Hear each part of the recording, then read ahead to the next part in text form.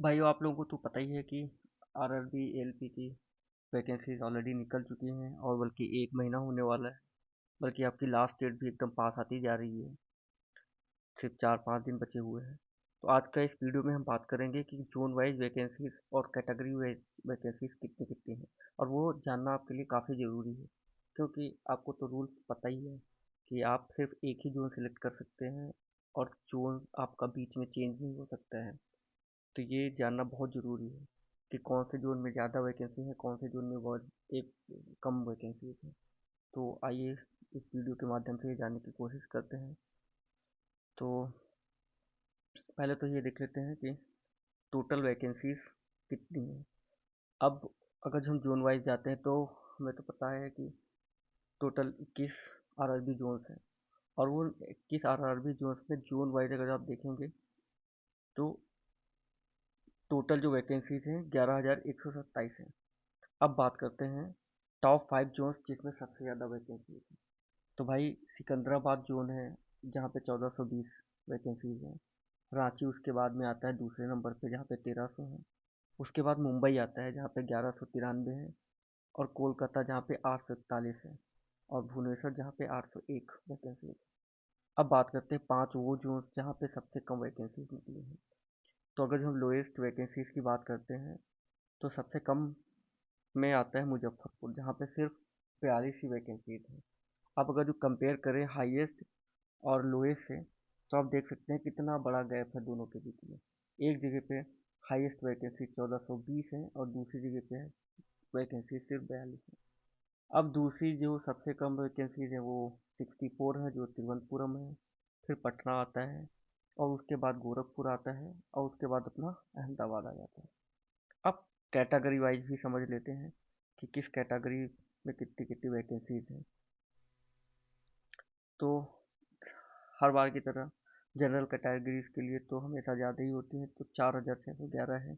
उसके बाद ओबीसी 2,828 है। एससी के लिए भी 1,767 है। एसटी के लिए 913 है। और इकोनॉमिक वीकर सेक्शन के लिए 1,008 है। तो टोटल मिला के हमारे हो जा रहे हैं 11,127 वैकेंसीज।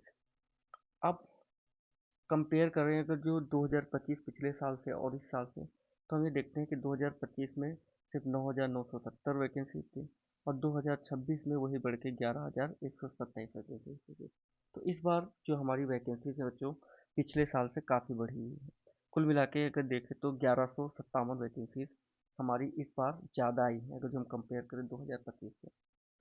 अब भाई बात करते हैं जो सबसे इम्पोर्टेंट रूल है आरआरबी के एप्लीकेशंस को लेके, तो वो जानना बहुत ज़रूरी है। आप सिर्फ और सिर्फ एक ही जोन सिलेक्ट कर सकते हैं। जोन जो है ना बार बार चेंज नहीं हो सकता है।